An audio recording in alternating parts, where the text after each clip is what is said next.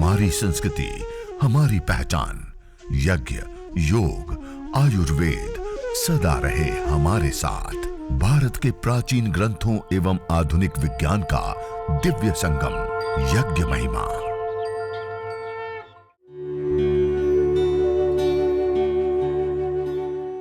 भारतीय संस्कृति में यज्ञ, योग एवं आयुर्वेद जैसी अमूल्य विद्याएं हैं, जिसका मूल है वेद। इतिहास की ओर दृष्टि डालें तो भगवान राम, भगवान कृष्ण से लेकर राजा महाराजाओं, ग्रामवासियों व अरण्यवासी ऋषियों की कुटियों तक नित्य व नैमित्तिक यज्ञों का प्रचलन देखने को मिलता है। हमारे पास सामग्री जड़ी बूटियां हैं, उसको देख सकते हैं, वजन कर सकते हैं, उसके साथ व्यवहार कर सकते हैं, लेकिन एक बार अग्नि के अंदर आहूत कर दिया तो वो क्या हो जाता है? पूरी तरह से अब हमारे काम का सामान्य रूप से ऐसा लगता है ना, लेकिन ये वास्तविकता नहीं है। वास्तविकता ये है कि जो भी पदार्थ अग्नि के अंदर जलता है और रूपांतरित होता है, क्या होता है? अपने फॉर्म को बदल देता है। जैसे आपके पास एक कटोरी के अंदर, पात्र के अंदर पानी है, उसको आप 100 डिग्री पर गर्म कर देंगे तो पानी की क्या हालत होगी? क्या हो जाएगा? वो पानी वाष्प बन जाएगा ना। नाश का अर्थ होता है नाश कारण लय, नस अदर्शन, अपने स्वरूप में, अपने कारण में लय हो जाना। नाश का अर्थ सर्वथा अभाव होना नहीं होता है।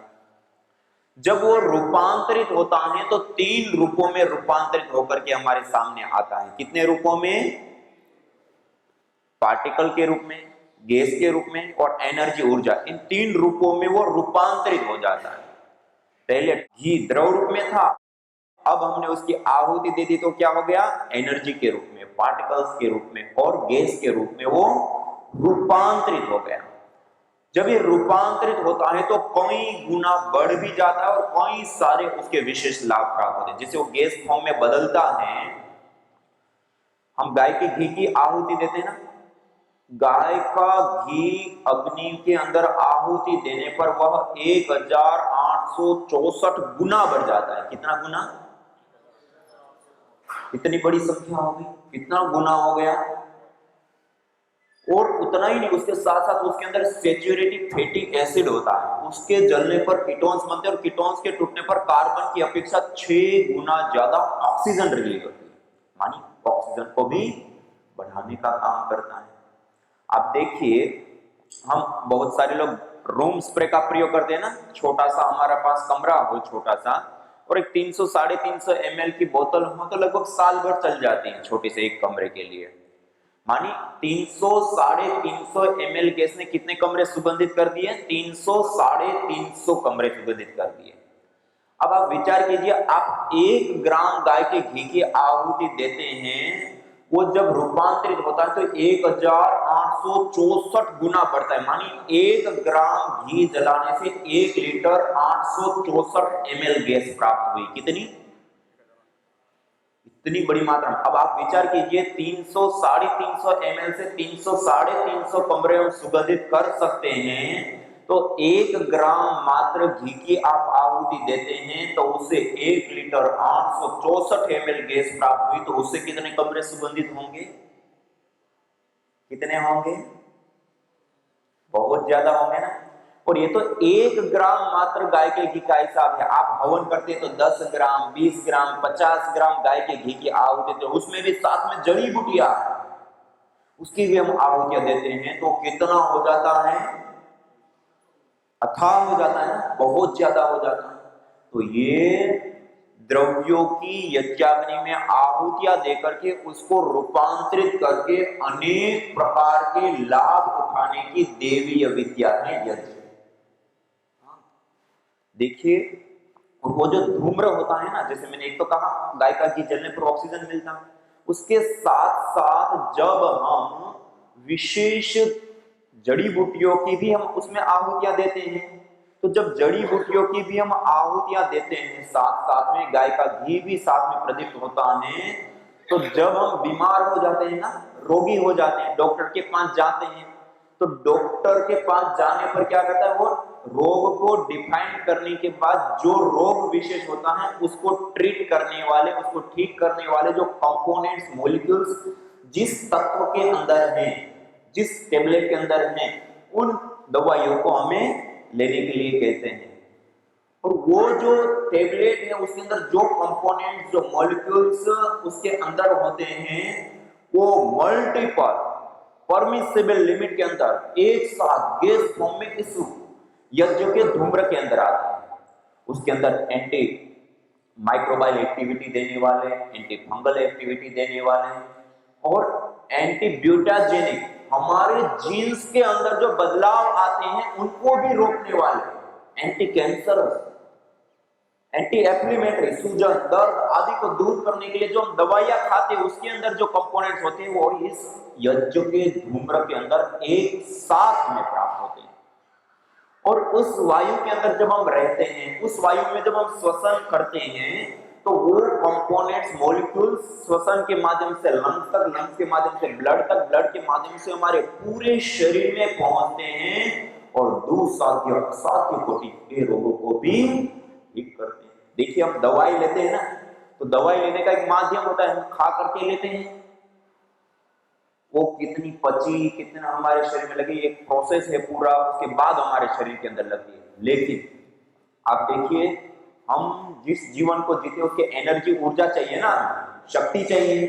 वो एनर्जी, वो ऊर्जा, वो शक्ति को प्राप्त करने के लिए हम क्या करते हैं, क्या करते हैं, आहार लेते हैं। क्या करते हैं, आहार कितने रूपों में लेते हैं हम, कितने रूपों में लेते हैं, 3 रूपों में लेते हैं।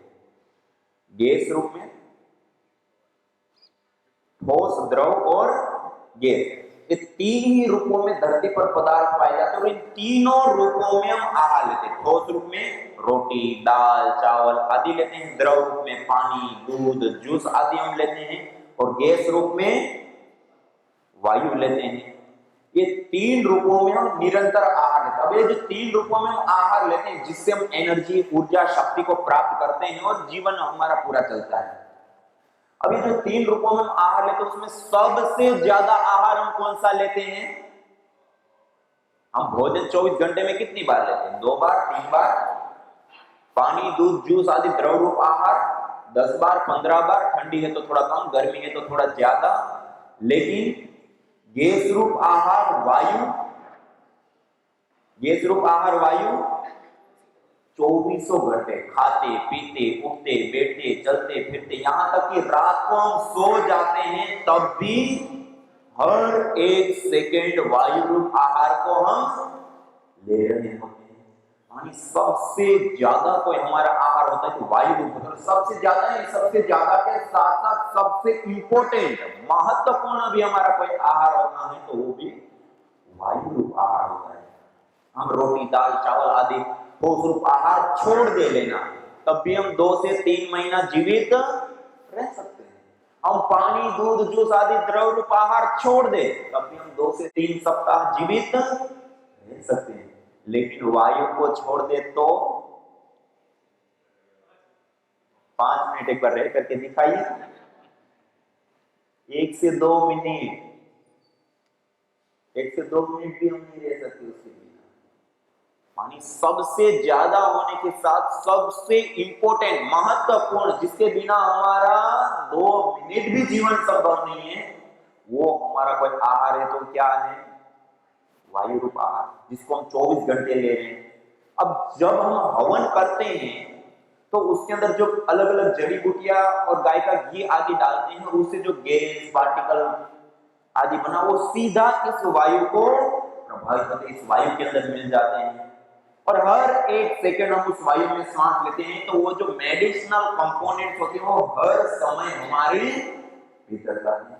और यज्ञ एक ऐसी विधा और विद्या है जो हमारा ही नहीं, संपूर्ण जीव मात्र का सबसे ज्यादा और सबसे इंपॉर्टेंट आहार कोई होता है तो वायु होता है। और उस वायु का शोधन करना, उसका पोषण करना, उसका संवर्धन करना, उसको मेडिकेटेड बनाना, उसको सुगंधित करना, उसके अंदर जीवनीय शक्ति का संचार करने का कार्य किसी माध्यम से संपन्न होता है, तो यज्ञ हवन आदि होता है जो हम अभी संपन्न करेंगे। ये बहुत बड़ी विद्या है। देखिए, ये तो मैंने आपको वैसे ही बताया, लेकिन इसके साथ साथ हम यदि भौतिक कुछ लाभों को देखें, आज हम सब मोबाइल का प्रयोग करते हैं, एलईडी लाइट्स, हमारे दीवारों के अंदर केबल बिछे हुए हैं, बोर्ड लगे हुए हैं, लैपटॉप, टीवी, कंप्यूटर से लेकर के बहुत सारे इलेक्ट्रॉनिक उपकरणों का प्रयोग करते हैं, और उसके साथ साथ हम कार्बनिक पदार्थों का भी प्रयोग करते हैं। ये दोनों ही चीजें बहुत बड़ी भारी मात्रा में रेडिएशन छोड़ती हैं, और उस रेडिएशन के कारण आज पूरी दुनिया में सबसे बड़े रूप में एक समस्या उभर करके आ रही है कि हमारे जो न्यूरॉन्स हैं वो डैमेज हो रहे हैं। क्या हो रहा है? हमारा जो मस्तिष्क का मूल पार्ट होता है, जो ये सारे संचार हो रहे हैं, उसका मूल केंद्र होता है न्यूरॉन, और न्यूरॉन डैमेज हो जाते हैं। हमारी कोशिका एक डैमेज होती है, और अधिक रेडिएशन वाले वायुमंडल में रहने पर कैंसर जैसे घातक रोग भी हो जाते हैं, और छोटी छोटी मधुमक्खियां, चिड़िया, ये भी मर जाते हैं रेडिएशन के कारण।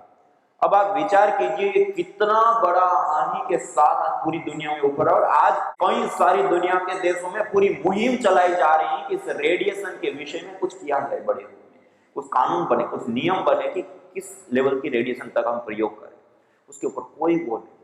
और आज हम सब एक रेडिएशन के जाल के बीच में जी रहे हैं, और उसका दुष्प्रभाव हम सब उठा रहे हैं। एक पैदा होने से पहले से ही वो बच्चा उस रेडिएशन से प्रभावित हो जाता है। आपको जानकर के आश्चर्य होगा, जिस हवन को अभी हम करेंगे, उस हवन को करने पर ऑर्गेनिक मॉलिक्यूल्स, कंपोनेंट्स जब वायुमंडल के अंदर आते हैं, ऑर्गेनिक पार्टिकल, तो रेडिएशन, चाहे एटॉमिक रेडिएशन हो चाहे इलेक्ट्रोमैग्नेटिक रेडिएशन हो, दोनों की रेंज को दूर करने का काम करता है। यज्ञ से रेडिएशन दूर हो जाता है। डॉक्टर वाई के विजय जी जयपुर यूनिवर्सिटी में कई परीक्षण करके उन्होंने बताया यज्ञ करने पर एटॉमिक रेडिएशन से हमारा बचाव हो जाता है। और doctor Mamta Saxena ji central pollution government board Delhi में, उन्होंने कई परीक्षण करके बताया कि हवन करने पर इलेक्ट्रोमैग्नेटिक रेडिएशन से हमारा बचाव हो जाते हैं। और एक विदेशी रिसर्च सामने आई थी कि जो एटॉमिक रेडिएशन से प्रभावित अन्न थे, चावल थे, उसको पानी के अंदर कुछ भस्म मिला करके उसके अंदर वो चावल डाल दिए, और कुछ घंटों के बाद उसको सुखाए और लेबोरेटरी टेस्ट किए, तो एटॉमिक रेडिएशन का प्रभाव उस चावल से भी दूर हो गया। मानी यज्ञ की राख के अंदर भी इतनी ताकत होती है कि इस रेडिएशन को दूर करते। आप कई लोगों को विदित होगा, भोपाल में जब गैस कांड हुआ था, मिथाइल आइसोसाइनेट गैस जब प्रवाहित हुई थी, हजारों लोग अपनी जान गंवा दिए थे, बड़ी भारी मात्रा में प्रभावित हुई थी। उस समय में भी जिन लोगों के घरों में एक कुशवाहा परिवार, एक राठौड़ परिवार, ऐसे कुछ ऐसे परिवार थे जो प्रतिदिन अपने घर के अंदर हवन करते थे, उन लोगों ने उस समय यज्ञ किया और उस गैस के प्रभाव के बीच में बच गए। सारे लोग बहुत बड़ी मात्रा में प्रभावित हुए, मौत को प्राप्त हो गए, उसके बीच में भी थी। किस कारण से? यज्ञ किया, गैसों का शोधन किया, वायु का शोधन किया। कहने का अभिप्राय है कि यज्ञ हमें रेडिएशन से भी बचा लेता है, यदि इतना छोटा सा हम अपने घर के अंदर करें। एक दूसरी सबसे बड़ी पूरी दुनिया की समस्या है माइक्रोबायोलॉजिकल प्रदूषण, बैक्टीरिया, वायरस, फंगस आदि। आज हम सब कोरोना वायरस को भली प्रकार जान रहे हैं। आज फिर से लॉकडाउन चालू हो गए, किस कारण से? माइक्रोबायोलॉजिकल प्रदूषण इसको कहते हैं कि बैक्टीरिया, वायरस, फंगस जो कम्युनिकेबल डिजीज हैं वो इसके माध्यम से बहुत भारी मात्रा में फैलती है। और ये कोरोना आने से पहले के हम आंकड़े देखें ना, कि कोरोना आने के बाद तो बहुत भारी मात्रा में हुए, लेकिन उससे पहले के भी आंकड़ों को देखें तो 2.25 करोड़ लोग, कितने? 2.25 करोड़ लोग प्रति वर्ष मौत के मुंह में समा जाते हैं केवल बैक्टीरिया, वायरस और फंगस जनित बीमारियों से। हजारों करोड़ की दवाइयां लेने के बाद ये कितनी बड़ी हानि हो रही है। और जो ये 2.25 करोड़ लोगों की मौत का कारण बन रही जो बैक्टीरिया, वायरस, फंगस आदि होते हैं, उसको हमने लिया और हम जो अभी हवन करेंगे, वो हवन करने पर जो धूम्र उठता है, उस धूम्र को जब उसको दिया गया तो आपको जानकर के आश्चर्य होगा, केवल मात्र एक बार के यज्ञ से 65% से 96% बैक्टीरिया, वायरस, फंगस आदि मर एक बार। मानी ये हवन यदि अपने घर के अंदर हम कर ले और लोगों को प्रेरित कर दें तो 2.25 करोड़ लोगों का हम जीवन बचा सकते हैं और हजारों करोड़ रुपए की दवाइयों का बचाव कर सकते हैं। ये इतनी बड़ी विद्या है।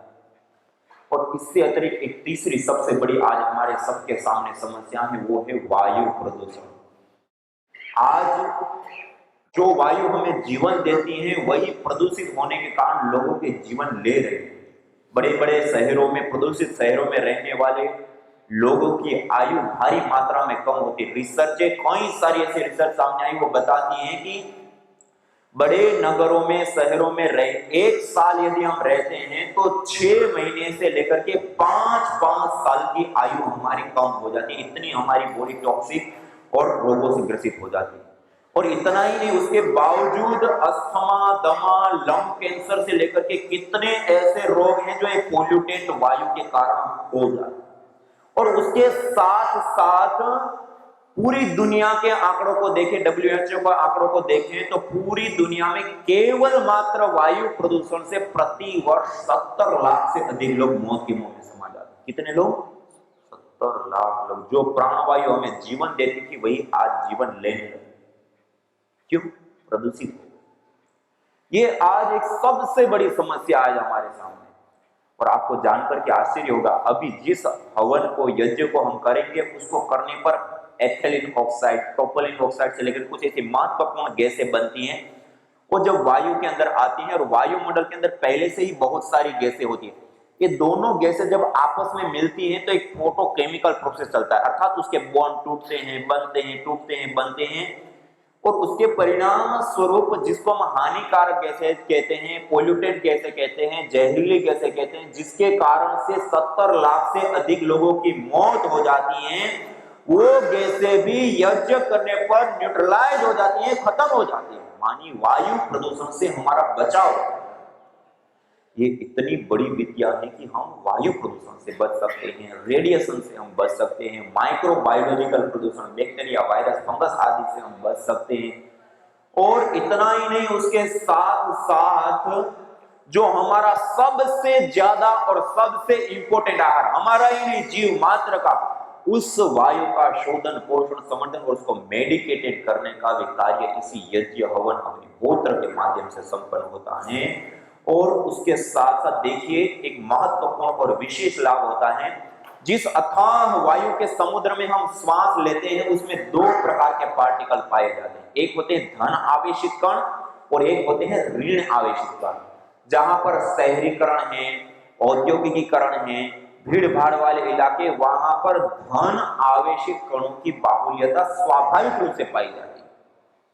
और उसमें जब हम रहते हैं, उसमें जब हम श्वसन करते हैं, तो उससे हमारे शरीर के अंदर ब्लड सीरोटोनिन की मात्रा में चेंज आती है, जिसके परिणाम स्वरूप हमारी पूरी बॉडी एसिडिक हो जाती है, अम्लीय हो जाती है, और उसके कारण हमारे शरीर में अनेक प्रकार के रोग हो जाते हैं। और कोई रोग हो गया और उसके लिए दवाई भी लेते हैं तो वो रोग जल्दी से ठीक नहीं होता, एसिडिक बॉडी। और दूसरे पार्टिकल पाए जाते हैं ऋण आवेशित पार्टिकल, जो विशेष रूप से, स्वाभाविक रूप से पाए जाते हैं जहां पे समुद्र के तट हो, नदी, झरने, तालाब हो या घना जंगल हो, वहां पर स्वाभाविक रूप से ऋण आवेशित कणों की बाहुल्यता होती है।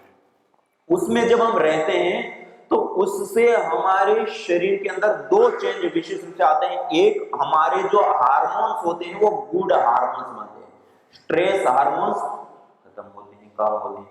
और दूसरा लाभ होता है, हमारे पूरे शरीर को अल्कलाइन बना देते हैं। क्या कर देते हैं? आपको पता है, जिन्होंने इसकी रिसर्च स्टडी की कि हमारा शरीर यदि अल्कलाइन होता है तो कोई रोग नहीं होता है, इतनी रिसर्च करने पर उसको बड़े बड़े अवार्डों से नवाजा गया।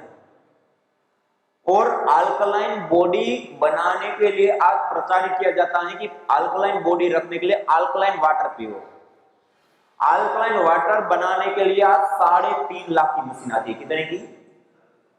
और आपको जानकर के आश्चर्य होगा कि जिस ऋण आवेशित कणों की बाहुल्यता की हम बात करते हैं, जहां पर जिस स्थान पे हम प्रतिदिन ये यज्ञ करते हैं, वहां के वायुमंडल के अंदर प्रति सेंटीमीटर एयर के अंदर 200 से 400 ऋण आवेशित कण पाए जाते हैं। ये इतनी बड़ी संख्या होती है जो घने जंगल के अंदर पाए जाते हैं। मानी छोटा सा हवन करके, यज्ञ करके जंगल जैसा वायुमंडल अपने घर के अंदर अपने हाथों से हम निर्मित कर सकते हैं। कितनी बड़ी बात। और उतना ही नहीं, उसके साथ साथ जैसे मैंने अल्कलाइन बॉडी का कहा, पूरा शरीर हमारा अल्कलाइन हो जाता है तो कोई रोग होता ही नहीं है, और हो भी गया है तो बहुत शीघ्रता से वो रोग ठीक हो जाता है, दूर हो जाता है। और उसके साथ देखिए, अल्कलाइन की बात आई तो मैं एक और बात बता रहा हूं, जो 3.5 लाख रुपए की मशीन लेकर के हम जिस पानी को अल्कलाइन बनाते हैं, हम जो हवन करते हैं उसमें गाय के गोबर की स्टिक, उपले आदि प्रयोग करते हैं, और उसकी जो राख होती है उसको छान करके थोड़ा खरल करके एक गिलास में 1 या 2 चुटकी डाल करके हम उस पानी को जब टेस्ट करते हैं तो वो पानी जो 3.5 लाख रुपए की मशीन अल्कलाइन करके देती है, उतना ही अल्कलाइन पानी 2 चुटकी भस्म डालने पर हो जाता है। ये भस्म में इतनी बड़ी ताकत आती है। और इतना ही नहीं, उसके साथ साथ उसके अंदर कैल्शियम होता है, आयरन होता है, मैग्नीशियम होता है, जिंक होते हैं, पोटेशियम होता है। जो खनिज तत्व हमें शरीर के अंदर चाहिए वो भी उस यज्ञ की भस्म के अंदर होते हैं। इतना बड़ा विशेष विज्ञान है, लेकिन आज हम भूल चुके, आज हम उसको छोड़ चुके। तो ये हम जो अभी हवन करेंगे उसके मल्टीपल लाभ होते हैं, मल्टीपल, कई सारे लाभ। अभी तक मैंने कितने लाभ बताए, आप में से बताएंगे? कितने लाभ बताए? एक लाभ बताइए। पहला लाभ क्या बताया था?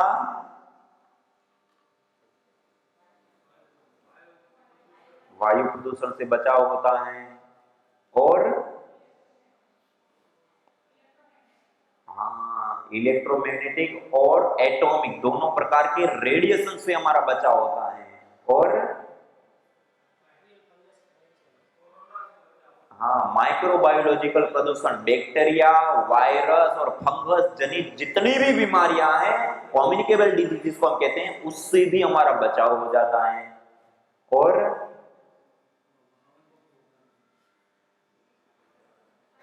बहुत सारे लाभ बताए ना, उतने लाभ तो याद भी नहीं रहे, बहुत ज्यादा लाभ है इसके।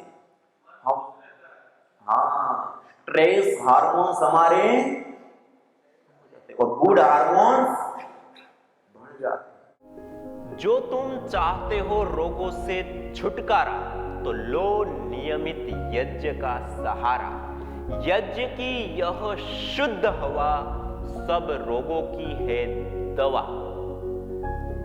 आयुर्वेद ग्रंथों में यज्ञ को देवीय चिकित्सा कहा है, और कहा आयुर्वेदेषु यत् प्रोक्तम यस्य रोगस्य भेषजं तस्य रोगस्य शांत्यर्थम तेन तेनेव होमयेत्। अर्थात आयुर्वेद के अंदर जिन रोगों की शांति के लिए जिन जिन औषधीय द्रव्यों का सेवन करने के लिए कहा जाता है, उन्हीं द्रव्यों से हवन करने पर वह रोग हमारे शांत हो जाते हैं, दूर हो जाते हैं, नष्ट हो जाते हैं। अतः आइए हमारे ऋषियों द्वारा प्रदत्त देवीय चिकित्सा यज्ञ को अपनाएं और अपने स्वास्थ्य को समृद्ध बनाएं।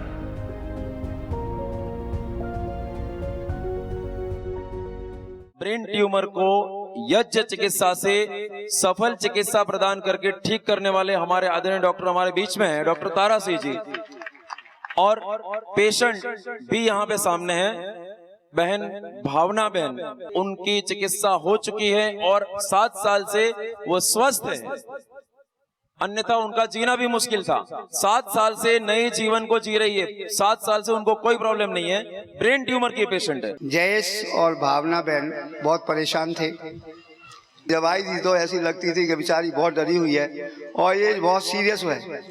लेकिन जैसे जैसे जैसे हवन में यज्ञ में बैठते गए और रोजाना इनका कॉन्फिडेंस बढ़ता गया, डे बाय डे, जब इनकी नॉर्मल रिपोर्ट आई, भावना बहन बहुत खुश हो गई। उसे उम्मीद भी नहीं थी कि ऐसा रिजल्ट आएगा और आज पर्यंत बिल्कुल स्वस्थ है, अपना घर का काम सब कर रही है और अभी कोई प्रॉब्लम है नहीं किसी तरह की।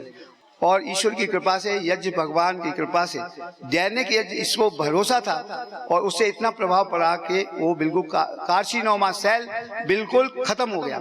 जबकि आपने सुना होगा का ऑपरेशन करने के बाद कार्सिनोमा सेल बिल्कुल जड़ से खत्म नहीं होता, उसको दोबारा से वो एक्टिव हो जाता है और जिंदगी लेके जाता है। लेकिन ये केस ऐसा है कि जो जिसमें कोई भी औषधि नहीं दी, हमने केवल हवन यज्ञ ही किया है। इसलिए ऐसे बहुत सारे केस हैं जो हमारे यहाँ पर कैंसर के बहुत ठीक हुए हैं। लेकिन लास्ट स्टेज में आएगा वो अलग बात है।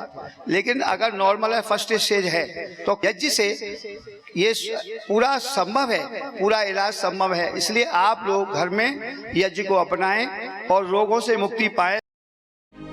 यज्ञ भारतीय संस्कृति का मूल है। तो आइए हम संकल्प लें, संसार के श्रेष्ठतम कर्म यज्ञ को अपनाएं। पिंड और ब्रह्मांड में संतुलन कायम करने वाले यज्ञ को अपने जीवन का अभिन्न अंग बनाएं एवं प्रकृति मां के प्रति अपने ऋणों को अदा करें। विश्व स्वास्थ्य का एक नारा, यज्ञ से होगा जग उजियारा। भारतीय संस्कृति की अमूल्य विरासत यज्ञ की महिमा को जानने हेतु वैदिक चैनल पर प्रतिदिन प्रातः एवं सायं 11:30 बजे यज्ञ महिमा कार्यक्रम से जुड़े। विशेष जानकारी हेतु संपर्क करें। मोबाइल 9068565306।